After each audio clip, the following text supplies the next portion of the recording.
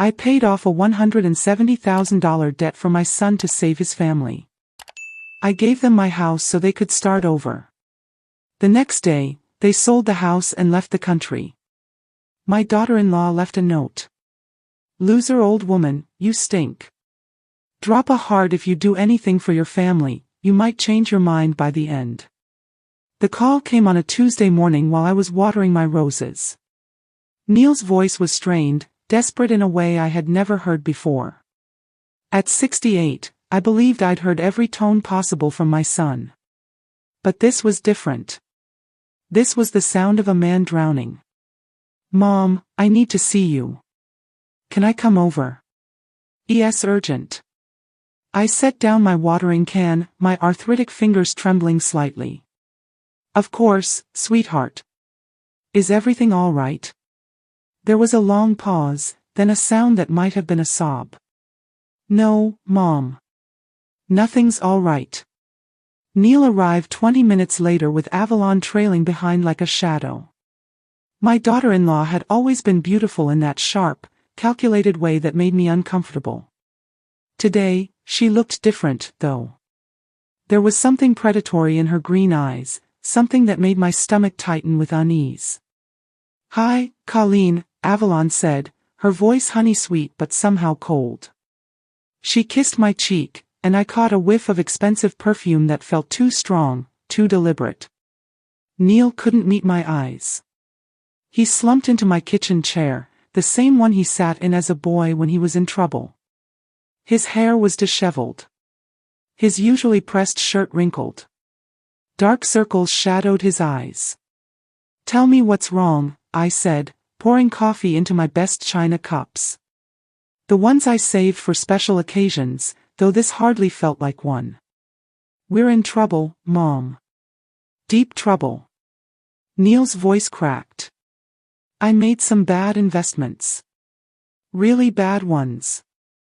The house is in foreclosure, and the lawyers say we could lose everything." My heart clenched. Neil was my only child, my everything since his father died 8 years ago. The thought of him struggling, of little Emma and Jake, my grandchildren, being homeless was unbearable. "How much?" I asked quietly. Avalon spoke up, her manicured fingers wrapped around the coffee cup. $170,000. That's what we need to stop the foreclosure and pay off the immediate debts. The number hit me like a physical blow. It was almost exactly what I had in my savings account. Money I'd carefully accumulated over 40 years of marriage, supplemented by Harold's life insurance and the small pension from his years at the factory. "Mom, I know it's a lot," Neil said, finally looking at me.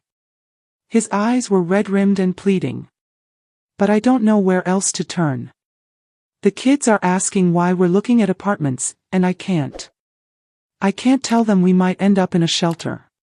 Avalon's hand moved to Neil's shoulder, a gesture that looked supportive but somehow felt performative.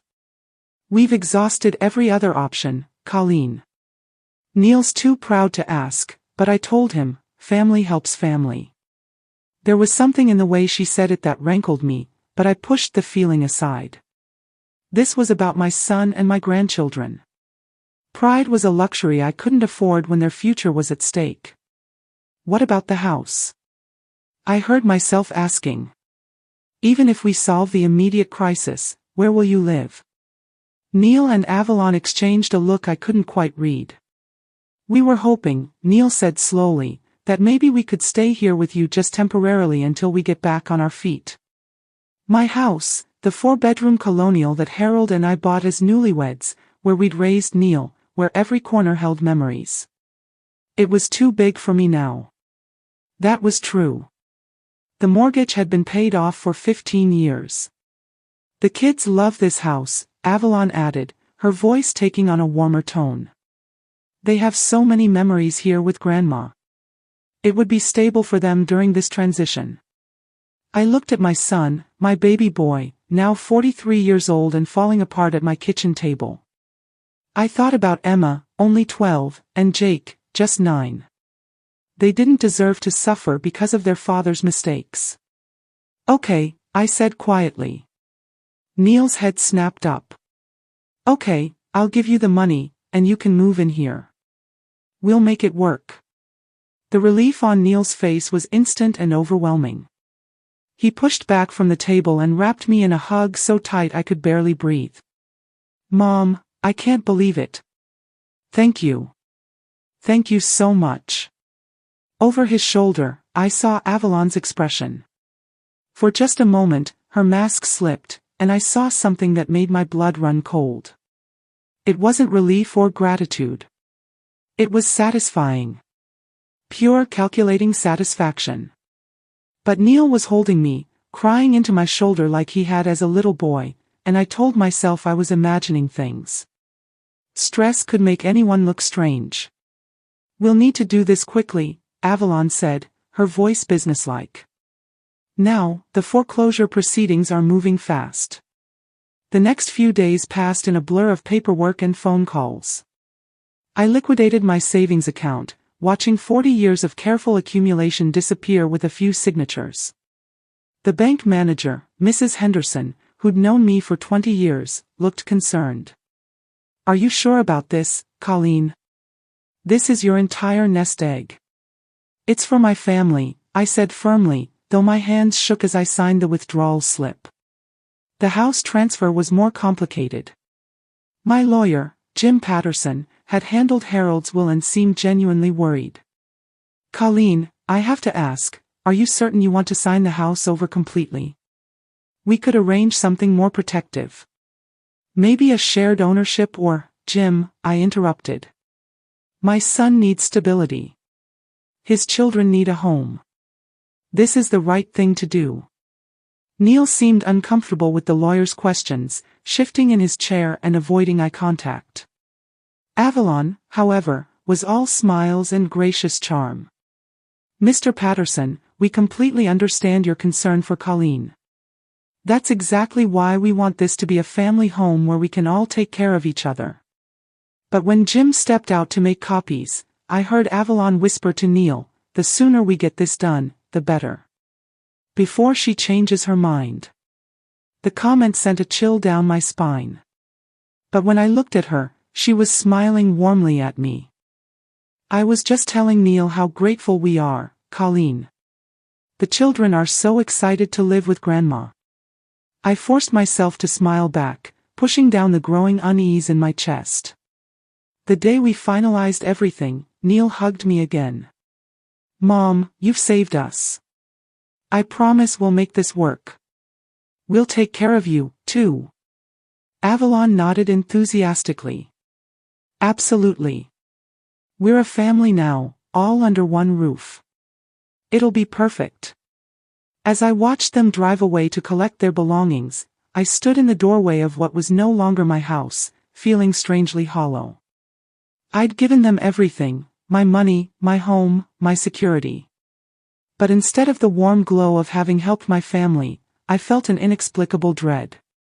That night, I sat in what had been Harold's chair, looking around the living room where we'd celebrated Christmases and birthdays, where Neil had taken his first steps. Tomorrow, it will be full of boxes and new arrangements, new rules. I told myself I was being silly. This was what families did for each other. This was love in action. But as I climbed the stairs to my bedroom, I couldn't shake the image of Avalon's satisfied smile or the cold calculation I'd glimpsed in her eyes when she thought I wasn't looking. I woke up to silence. After 3 weeks of living with Neil's family, the quiet felt wrong. There should have been the sound of Emma getting ready for school, Jake's cartoons playing downstairs, and Avalon's coffee maker gurgling to life. Instead, there was nothing but an eerie stillness that made my skin crawl. I padded downstairs in my robe, calling out softly, Neil. Avalon. My voice echoed in the empty hallway, answered only by the tick of the grandfather clock Harold had bought for our 25th anniversary. The living room looked different, cleaner, too clean. The family photos that had cluttered the mantel were gone. Avalon's decorative visors had vanished from the side tables. Even the children's backpacks, which had lived by the front door, were nowhere to be seen. My hand started to shake. I rushed to the kitchen, hoping to find a note, some explanation. The counter was bare except for a single piece of paper folded in half. My name was scrawled across it in Avalon's sharp handwriting. With trembling fingers, I unfolded it. The words hit me like a physical blow. Colleen, thanks for everything. We sold the house yesterday, and we're starting fresh somewhere new. Don't try to find us. P.S. Old loser. You stink. I read it 3 times before the words truly sank in. They sold the house. My house, comment, revenge, if you think I should fight back, because what I did next shocked everyone. The house I'd signed over to help them keep the family together was sold without telling me, without even saying goodbye. The cruelty of that postscript, old loser, you stink, was so unexpected, so vicious, that I actually gasped aloud. This wasn't just abandonment. This was deliberate humiliation. I sank into the kitchen chair where Neil had sat crying just 3 weeks ago, begging for my help. The same chair where I'd made the decision to give up everything for him.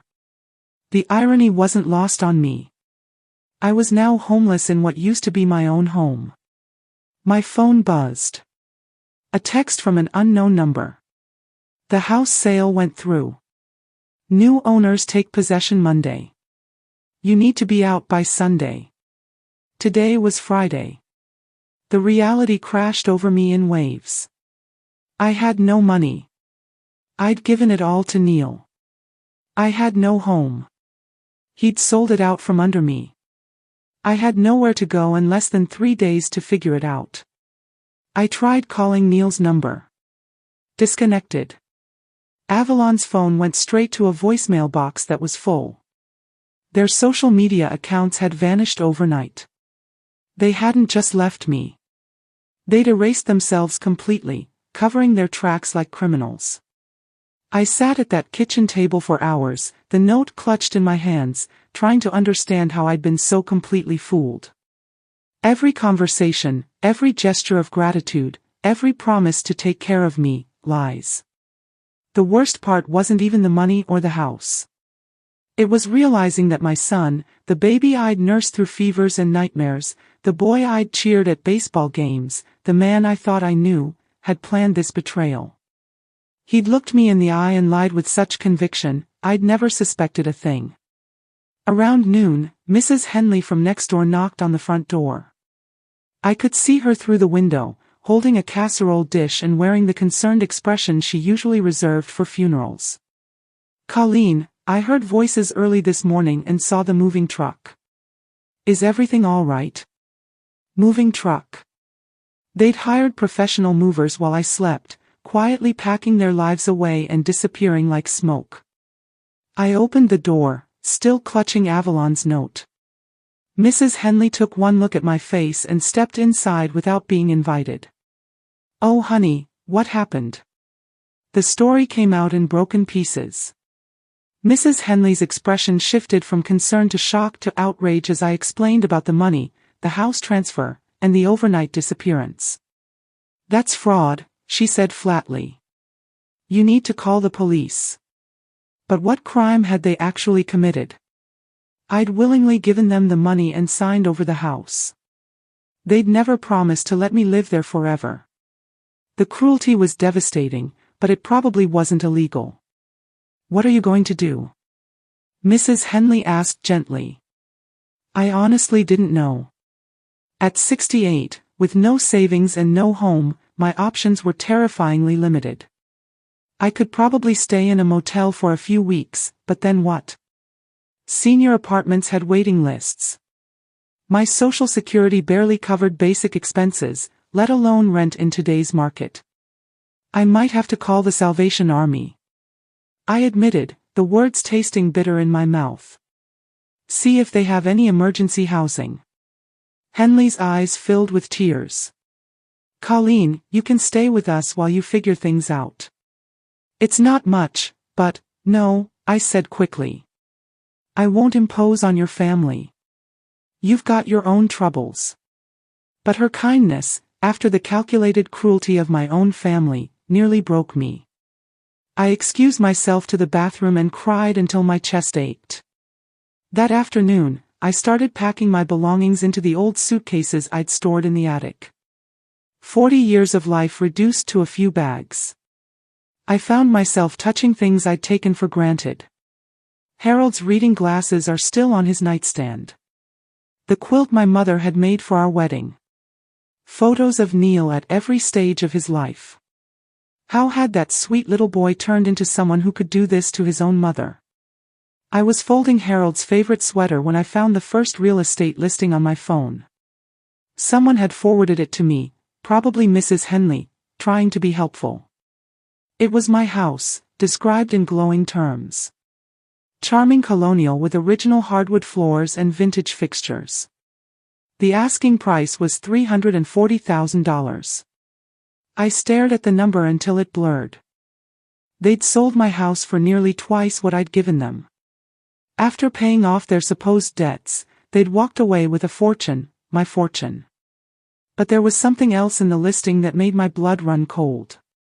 In the property disclosure section, buried in legal jargon, was a note about ongoing structural assessments and potential foundation issues currently under investigation. Foundation issues. Structural problems.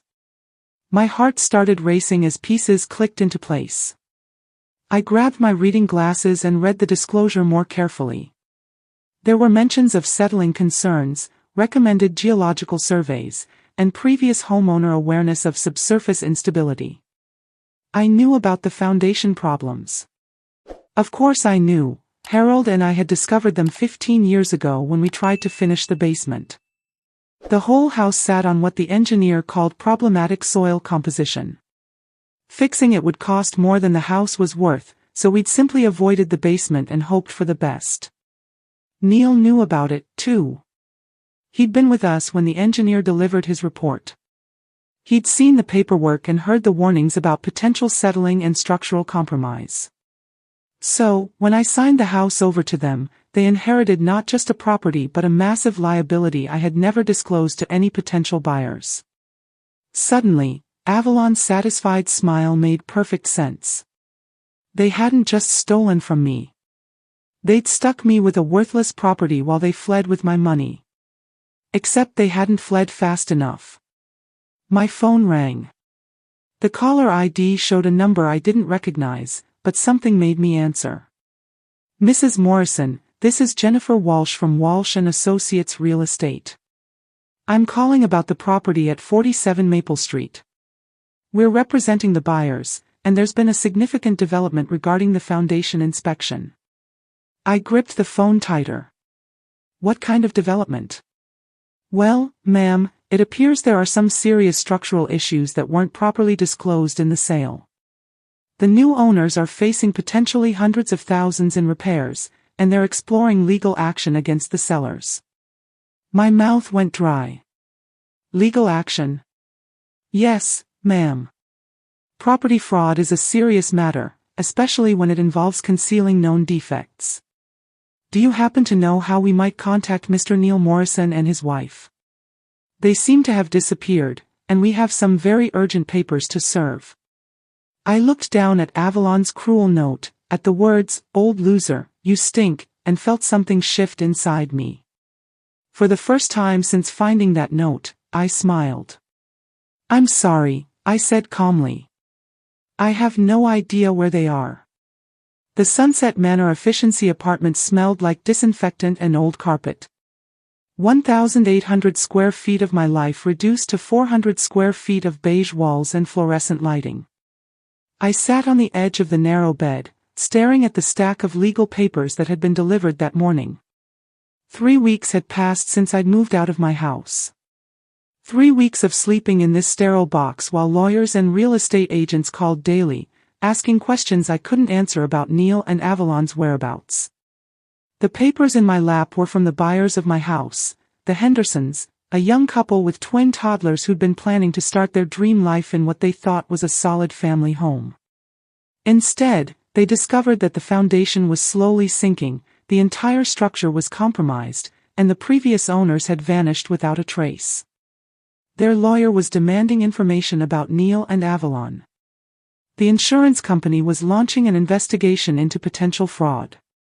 The real estate agent was threatening legal action against everyone involved in the sale. And there I was, trapped in the middle of it all, with nowhere to hide and no one to turn to. I'd spent the morning at the Social Security office trying to understand my options. The caseworker, a tired-looking woman named Sandra, reviewed my file with the kind of professional sympathy that somehow made everything worse. "Mrs. Morrison, I have to be honest with you. Your monthly benefit of $1,847 isn't going to cover much more than basic survival. Have you considered applying for housing assistance? What's the waiting list like?" I'd asked, though I already knew the answer would be devastating for seniors in this area. About 18 months, maybe 2 years. 2 years. At 68, with my health already showing signs of the stress I'd been under, 2 years felt like a lifetime.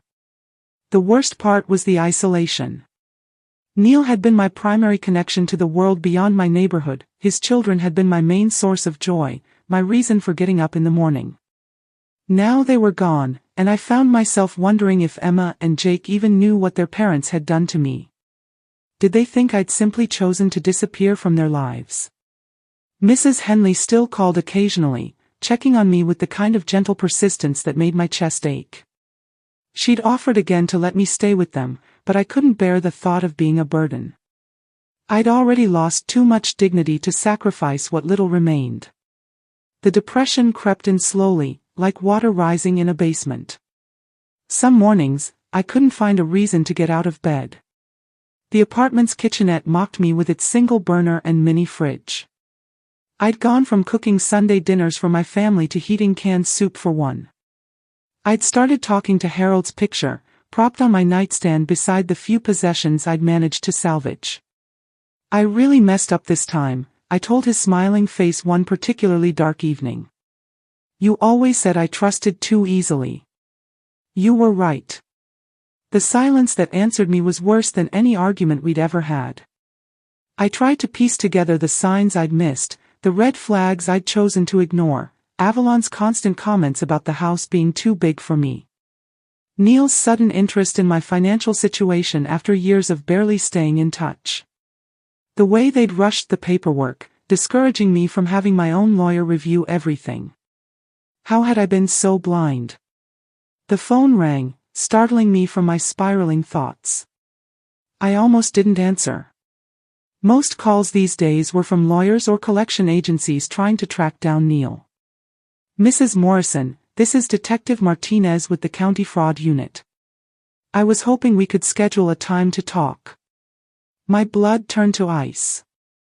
"About what?" "About the property transfer and subsequent sale of 47 Maple Street. We've opened an investigation based on complaints from the current property owners." "I haven't done anything wrong," I said quickly, though my voice shook. "No, ma'am. I don't believe you have. But we need to understand the full scope of what happened. There are some irregularities in the paperwork that suggest this wasn't a standard family transfer." Irregularities. The word echoed in my mind long after I hung up. What had Neil and Avalon done beyond stealing my house and money?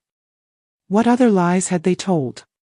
What other laws had they broken while using me as their unwitting accomplice? That night, I couldn't sleep. I lay in the narrow bed listening to my upstairs neighbor's television bleeding through the thin walls and tried to remember exactly what Neil had told me about his debts. The more I thought about it, the more holes appeared in his story. He'd claimed the house was in foreclosure, but I'd never seen any official papers. He'd said lawyers were involved, but he'd never given me their names or contact information. He'd painted a picture of financial ruin so convincing that I'd handed over my life savings without asking for proof. What if the debts had been a lie? What if they'd simply wanted my money and my house, and they'd manufactured a crisis to get them? The thought was so devastating that I actually felt sick. If Neil had never been in real trouble, if this had all been an elaborate con, then my sacrifice had been meaningless. Worse than meaningless. It had been the act of a fool. I got up and made myself a cup of tea with shaking hands, then sat at the tiny table by the window.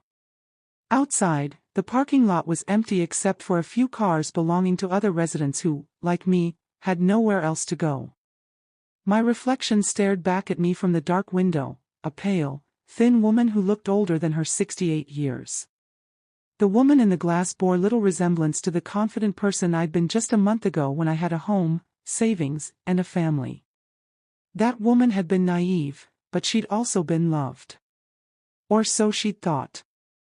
I picked up my phone and scrolled through my contacts, looking for someone to call. The list was pitifully short. Most of the entries were businesses or acquaintances rather than real friends. Harold and I had been home buddies, content with each other's company. Neil had been our social life, our connection to the future. Without him, I was truly alone. The next morning brought another phone call from Detective Martinez. This time, he wasn't asking for a meeting. He was informing me that Neil and Avalon had been located. "They're in Costa Rica," he said.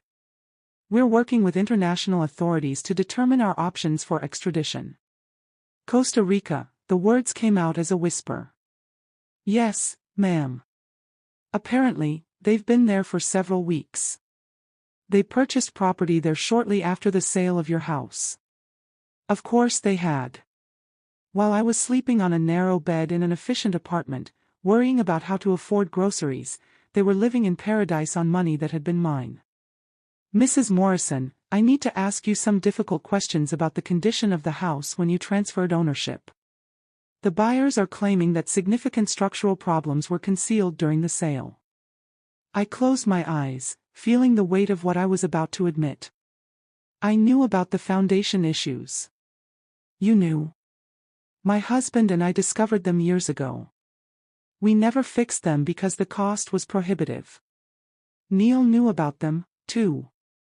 He was there when we got the engineer's report." There was a long pause. "Mrs. Morrison, did you disclose these issues to your son when you transferred the property?" "No," I said quietly. "I thought they were going to live there. I thought it would be a family home. I never imagined they would sell it." Another pause. Longer this time.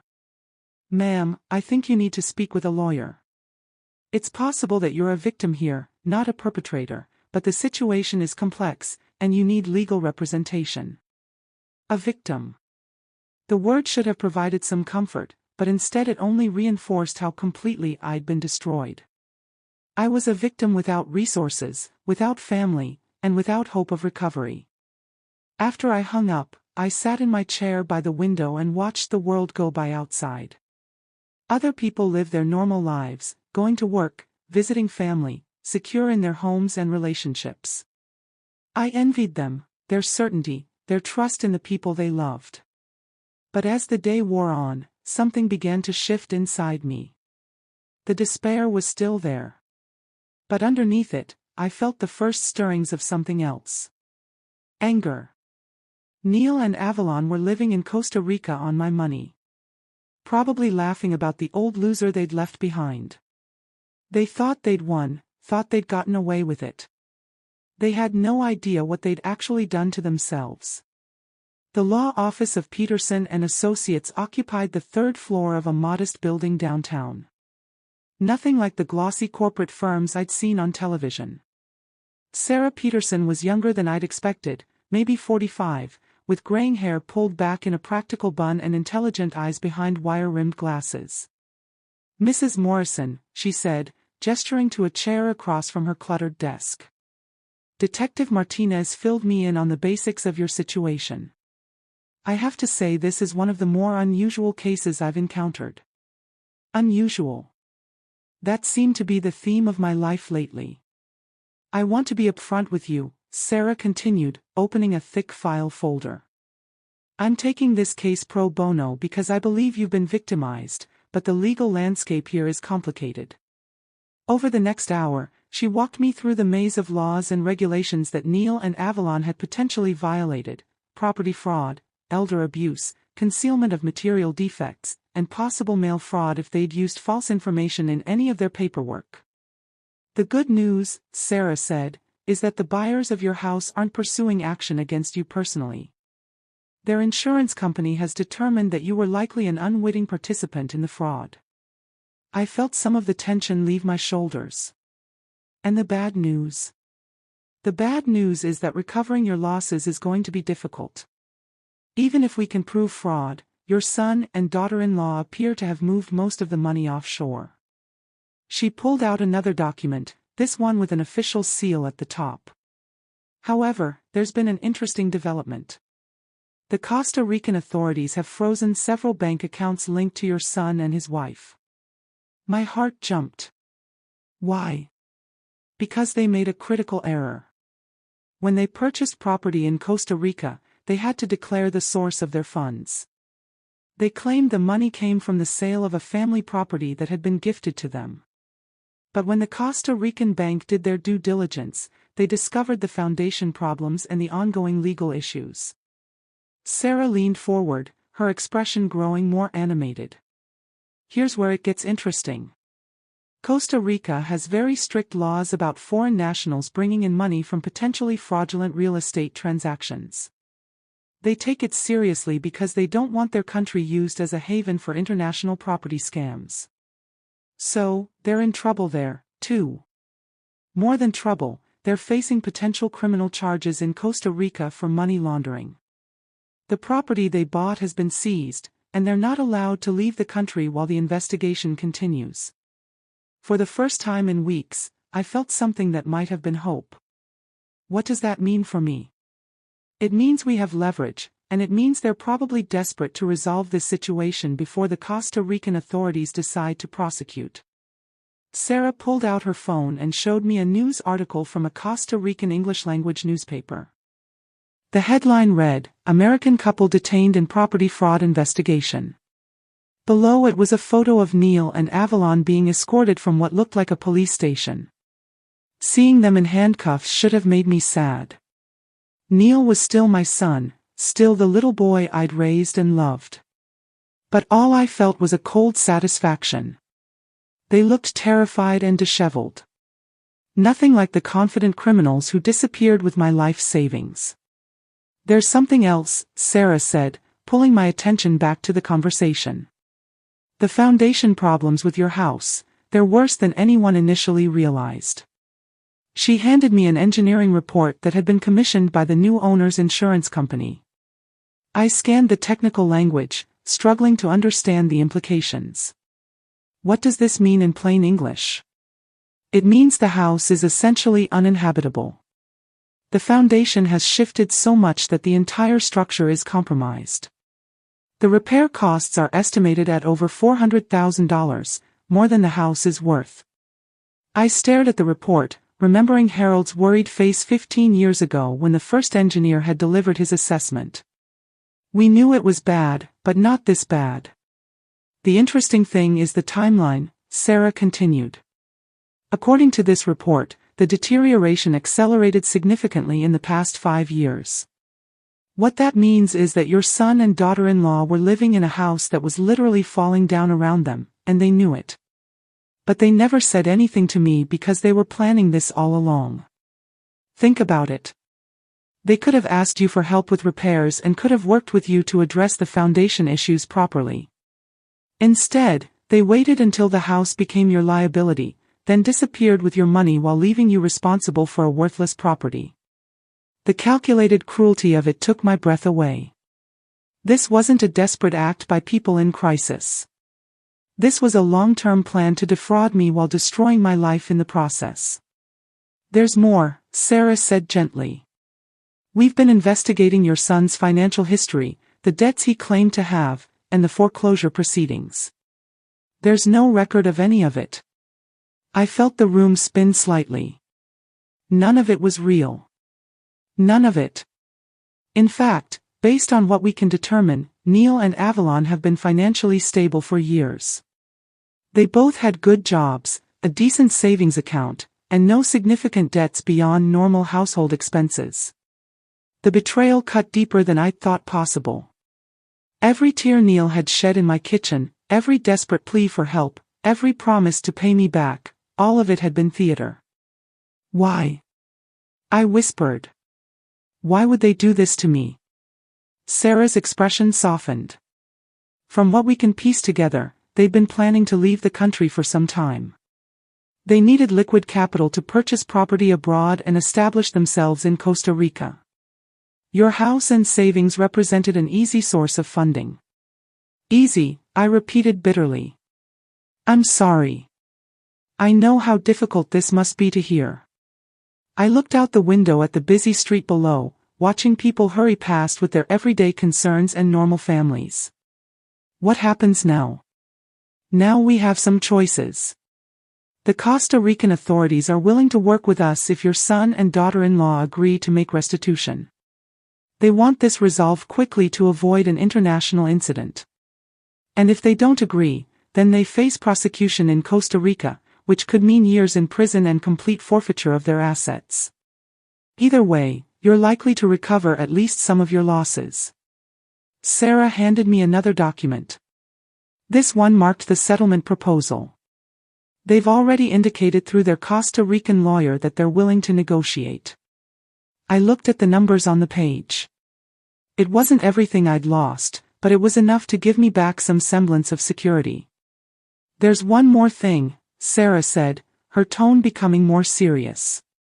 The settlement would require you to sign a non-disclosure agreement. You wouldn't be able to discuss the details of what happened publicly. They want to buy my silence. Essentially, yes.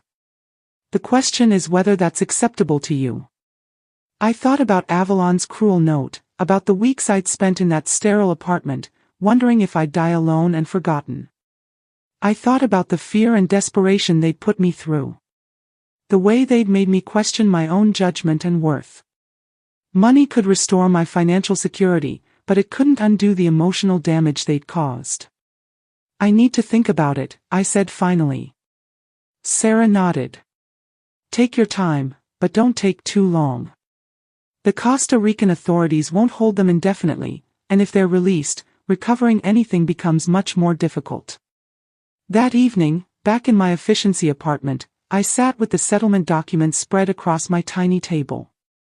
The numbers were generous, more than enough to buy a small house, rebuild my savings, and live comfortably for the rest of my life. But something bothered me about the non-disclosure clause.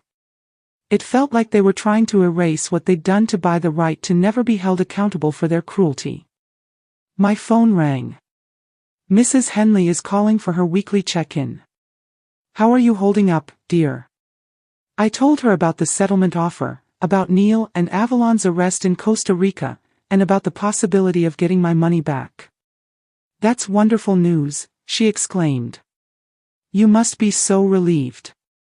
I am, I said, though my voice lacked conviction. But Mrs. Henley had always been perceptive. But it feels like they're getting away with it. A slap on the wrist, and then they go back to their lives while I try to rebuild mine. Colleen, she said gently. Sometimes the best revenge is simply moving on and being happy despite what they did to you. She was right, of course. But as I looked at Harold's picture on my nightstand, I couldn't shake the feeling that accepting the settlement would be letting them win. They thought they knew me and thought I was just a weak-old woman they could exploit and discard.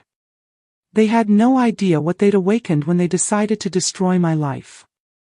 I didn't sign the settlement papers that night. Instead, I did something I hadn't done in months. I called in sick to my volunteer work at the library and spent the entire day researching. If Neil and Avalon thought they could buy their way out of this mess, they were about to learn how wrong they were. The more I dug into Costa Rican property laws, the more interesting things became. The country had implemented strict regulations about foreign property ownership after several high-profile cases of Americans using fraudulent money to purchase real estate. What Neil and Avalon had stumbled into wasn't just a civil matter. It was a criminal investigation that could result in permanent deportation and lifetime bans from re-entering the country. But there was something else. Something that made my blood run cold when I fully understood its implications. I called Sarah Peterson the next morning. I need to ask you about the foundation problems. You said the deterioration accelerated in the past 5 years. That's correct. The engineering report shows significant settling that appears to have begun around 2019. Sarah, Neil, and Avalon moved into that house in 2020. They've been living there for 3 years. Knowing the foundation was failing. There was a pause on the other end of the line. What are you getting at, Colleen? I'm getting at the fact that they didn't just know about the foundation problems when they took the house from me. They caused them to get worse. I explained what I'd remembered during my sleepless night. The basement renovations Neil had insisted on doing himself. The way he dismissed my concerns about cracks appearing in the walls. The mysterious water damage that had required extensive repairs that I'd been told were too technical for me to understand. He wasn't trying to fix anything, I said, my voice growing stronger with each word. He was making it worse. Deliberately. Sarah was quiet for a long moment. Colleen, what you're suggesting is that your son intentionally damaged the property to reduce its value before transferring it to himself and then lied about debts and foreclosure to manipulate me into giving it to him for nothing. That's not just fraud. That's a criminal conspiracy spanning multiple years. Can you prove it? I think we can. The engineering report includes photos of the damage, and some of it definitely looks like it could be the result of intentional interference rather than natural settling. If we can get the contractor records for the work Neil claimed to be doing, my hands will be shaking, but not from fear this time. From rage. Pure, white-hot rage at the depth of their betrayal. There's something else, I said. The water damage I mentioned, Neil told me the insurance company covered most of it, but I had to pay a $5,000 deductible. I gave him the money. Do you have records of that payment? I have the check stub. He said the insurance company required it to be made out to the restoration company directly. What was the name of the company? I dug through my file of important papers until I found it. Avalon Restoration Services. Dead silence on the other end of the line. Sarah. Colleen, I need you to sit down. Avalon Restoration Services was incorporated in Delaware 3 years ago. The sole owner is listed as Avalon Morrison, your daughter-in-law. The room started to spin. They hadn't just stolen from me once.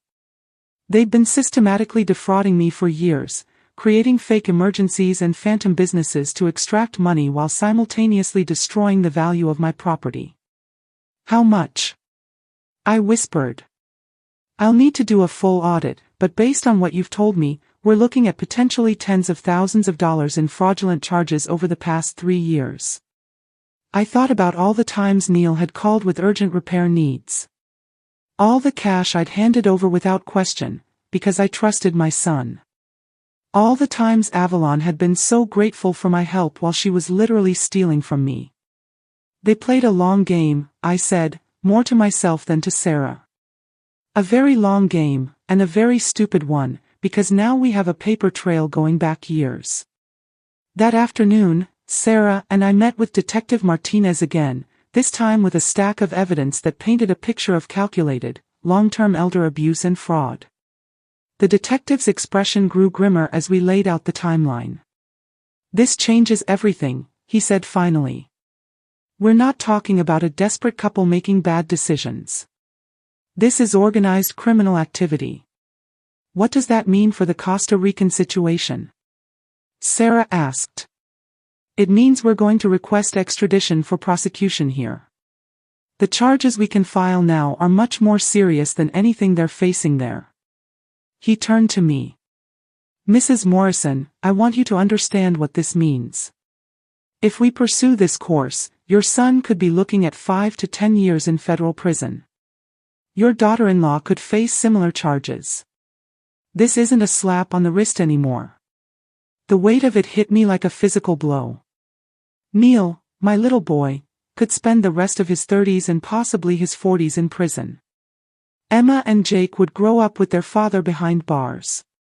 What about my grandchildren? I asked quietly. Child services in Costa Rica are already involved because of the arrests. The children are currently staying with a family friend, but if their parents are extradited, he didn't need to finish. Emma and Jake would become casualties of their parents' greed. That night, I sat in my apartment, staring at Harold's picture, trying to imagine what he would have said about all of this. He'd always been protective of Neil. Maybe too protective. But he'd also believed in consequences. What should I do? I asked about his smiling face. They destroyed my life, but they're still my family. The silence was deafening. I was still awake when my phone rang at 11 p.m., an international number that I almost didn't answer. Mom. Neil's voice was barely a whisper, strained and desperate in a way that took me back to his childhood nightmares. Neil. Mom, please. I know what you must think of me, but I need you to listen. I'm listening. The lawyers here say you're not signing the settlement. They say you're trying to get us extradited. Mom, please. Emma and Jake are scared. They don't understand what's happening. I close my eyes, picturing my grandchildren's faces. Maybe you should have thought about that before you decided to rob me blind. It wasn't supposed to be like this. We were going to pay you back, I swear. We just needed to get established here, and then we were going to make sure you were taken care of. With what money, Neil? The money you stole from me. We made mistakes. I know that. But Mom, if you let them extradite us, the kids will have nobody. They'll end up in foster care. The manipulation was so blatant, it made me sick. Even now, facing serious prison time, he was trying to use my love for my grandchildren to escape consequences. You should have thought about that before you spent 3 years systematically destroying my life. 3 years. Mom, what are you talking about? Avalon Restoration Services. Ring a bell. Silence. The fake water damage. The unnecessary repairs. The deliberate sabotage of the foundation. I know everything, Neil. When he spoke again, his voice was different, harder, more like Avalon's. You can't prove any of that. Actually, I can. And I will. You're really going to destroy your own family over money? The question hung in the air between us, carrying the weight of every sacrifice I'd ever made for him. Every time I'd put his needs before my own. You destroyed this family the day you decided I was worth more to you dead than alive, I said quietly. The day you decided your own mother was nothing more than a bank account to be emptied. Mom, I'm not your mother anymore, Neil. Mothers protect their children. They don't systematically rob them and leave them homeless. I hung up before he could respond. The next morning, I called Sarah Peterson. I'm not signing the settlement. File whatever charges you can file. Are you sure? Once we start this process, there's no going back. I thought about Avalon's note. About the years of fake emergencies and manufactured crises. About the cold calculation behind their every move. I'm sure. And the grandchildren? The grandchildren deserve better parents than the ones they have. As I hung up the phone, I felt something I hadn't experienced in months. Not happiness, exactly, but something close to it, peace. For the first time since this nightmare began, I wasn't running from the truth or trying to protect people who had never deserved my protection. Neil and Avalon had made their choices. Now they would live with the consequences, and so would I. But for the first time in months, those consequences felt like freedom rather than punishment. 18 months later, I stood in the kitchen of my new house, making coffee in the early morning light. The house was smaller than my old one, a tidy 2-bedroom cottage with a garden just big enough for my roses. But it was mine. Truly mine. Bought with money recovered through the federal prosecution of Neil and Avalon, plus damages awarded by the court for elder abuse and fraud. The morning news was playing on the small television I'd mounted under the cabinets. I wasn't really watching until I heard the anchor mention Costa Rica and extradition. I turned up the volume just in time to catch the tail end of a story about American citizens being returned to face fraud charges. Neil and Avalon had been extradited 6 months ago. The trial had been swift and decisive. The paper trail of their crimes was too extensive to dispute. Neil received 7 years in federal prison. Avalon got 5. Their assets, including the Costa Rican property purchased with my money, had been seized and liquidated to pay restitution. I should have felt satisfied. Justice had been served. The criminals were punished. The victim was compensated. But mostly, I felt tired. The hardest part hadn't been testifying against them. It hadn't even been seeing Neil in his orange jumpsuit during sentencing, looking like a stranger wearing my son's face. The hardest part had been the phone call from Emma, 2 months after her parents' arrest. "Grandma Colleen, this is Emma." My heart had nearly stopped. My granddaughter, now 14, was calling from a foster home in San Jose, where she and Jake had been placed when Child Services determined that no relatives were available to take them. "Emma, sweetheart, how are you?" "I'm okay. Jake's okay too. We're with a nice family, and they're helping us with our English and Spanish." The pause that followed was heavy with unspoken questions. "Grandma, I need to ask you something. Did Mom and Dad really steal from you?" I'd closed my eyes, searching for words that could explain the inexplicable to a child who'd lost everything. "Yes, sweetheart. They did. The lady from Child Services said they took your house and all your money. She said that's why they can't come home."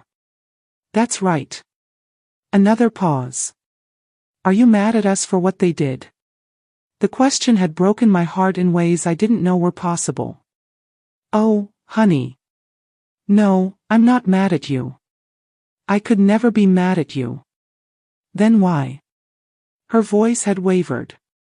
"Why didn't you try to bring us home? The lawyer said you could have asked for custody." And there it was. The question I'd been dreading. The decision that haunted my sleepless nights. "Emma, I wanted to. I wanted to so badly, but I'm 69 years old, and I was living in a tiny apartment with no money. I couldn't take care of you the way you deserved. We wouldn't have minded being poor with you." The simplicity of her statement and the faith it implied had nearly destroyed me. "I know, sweetheart, but sometimes love means wanting better for someone than what you can give them." We talked for an hour that day, and I'd learned that the foster family was wonderful, a bilingual couple with grown children of their own who specialized in helping American kids navigate the Costa Rican system. Emma was learning Spanish. Jake was playing soccer, and they were both doing well in school. They were building a life without me, without their parents, without any of the family they'd been born into. I'd sent money for their expenses, of course, Christmas and birthday gifts, and care packages filled with American snacks and books, but I hadn't seen them since that day they disappeared from my house, and I probably never would again. The coffee finished brewing, and I poured myself a cup, adding cream from the little pitcher that had been my mother's. Simple pleasures were more meaningful now that I'd lost and regained the ability to afford them. My phone buzzed with a text from Mrs. Henley, who had become my closest friend in the aftermath of everything. She checked on me daily, invited me to her family dinners, and never once said, "I told you so," about Neil and Avalon. Though she'd had her suspicions from the beginning. Coffee this morning. "I have news about the Peterson girl." Mrs. Henley's niece was getting married, and she'd been planning the celebration for months. Normal family drama, the kind I'd once taken for granted and now envied with an intensity that sometimes surprised me. I texted back, "Come over, I'll make breakfast." 20 minutes later, she was at my door with a box of pastries from the bakery downtown and her usual morning energy. "You look better," she said, studying my face as I let her in. "More rested." It was true. The nightmares had finally stopped, and I was sleeping through the night for the first time in 2 years. The constant anxiety about money, about housing, about what Neil and Avalon might do next. All of it was gone. I feel better, I admitted, leading her to the kitchen table. Lighter somehow.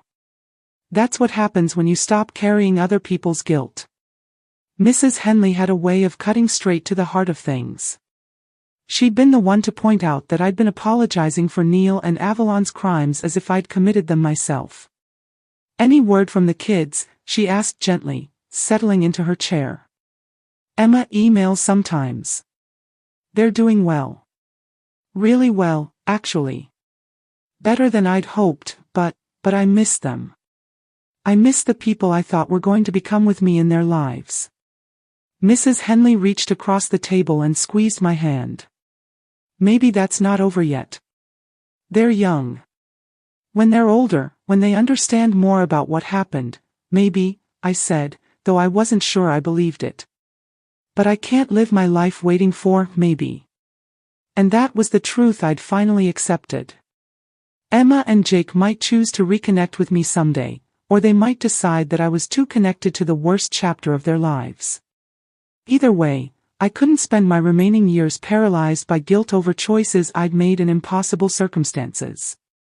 Speaking of not waiting, Mrs. Henley said, pulling an envelope from her purse.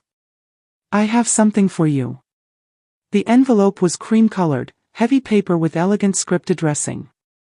Inside was an invitation to her niece's wedding with a handwritten note at the bottom. Please come. Your family now. Sarah. I looked up at Mrs. Henley, who was trying not to smile. Family. You saved my life when Tom had his heart attack last year. You've been there for every crisis and celebration since. That makes you family in my book. It was true. I'd become the emergency contact for Mrs. Henley's medical appointments. The person she called when she needed help with technology. The one who brought soup when she was sick. Somewhere along the way, without either of us planning it, we'd become each other's chosen family. Besides, she continued, Sarah specifically asked for you to be there. She said, you're proof that it's possible to start over after everything falls apart. After breakfast, Mrs. Henley left to run errands, and I spent the morning in my garden. The roses I'd transplanted from my old house had not only survived but thrived in their new location. They seemed to bloom more vibrantly now, as if they, too, had benefited from escaping that poison ground. I was deadheading the peace roses when my phone rang. An unknown number with a familiar area code, Costa Rica. For a moment, I considered not answering. The chapter of my life that included Costa Rica was closed, and I had no desire to reopen it. But something made me pick up. Mrs. Morrison, this is Miguel Santos. I'm a social worker with the American Citizen Services here in San Jose. My heart clenched. Is it Emma? Jake, are they all right? They're fine, ma'am. More than fine. That's actually why I'm calling. Emma asked me to contact you. She asked you to call me. Yes, ma'am. She's graduating from high school next month. Valedictorian of her class. She wanted you to know. Valedictorian. My granddaughter, who'd lost everything at 12 years old, had not only survived but excelled. She also wanted me to tell you that she's been accepted to a university in the United States, a full scholarship to study international relations at Georgetown. I sat down heavily on my garden bench, overwhelmed by pride and grief in equal measure. She's moving back to the United States this fall. Yes, she'll be in Washington, D.C.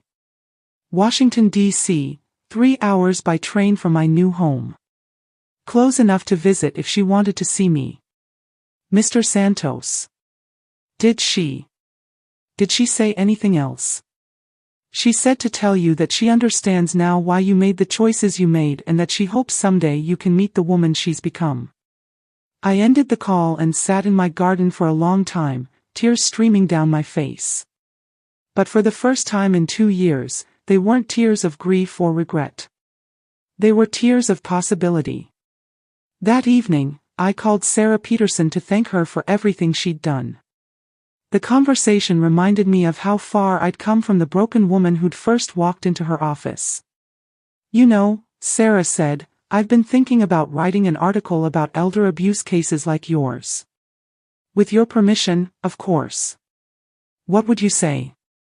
"That the strongest thing a victim can do is refuse to stay a victim.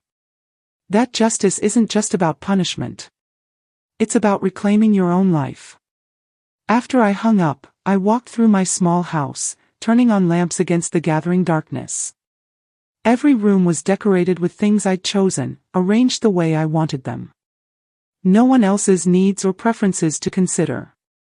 No one else's chaos to manage. For most of my adult life, that would have felt like loneliness. Now it felt like freedom. I made myself a simple dinner and ate it while reading a book I'd chosen purely because it interested me. No family drama to navigate, no crises to solve, and no one else's emotions to manage. Later, as I prepared for bed, I caught sight of myself in the bathroom mirror. The woman looking back at me was different from the one who'd stood in this same spot a year ago.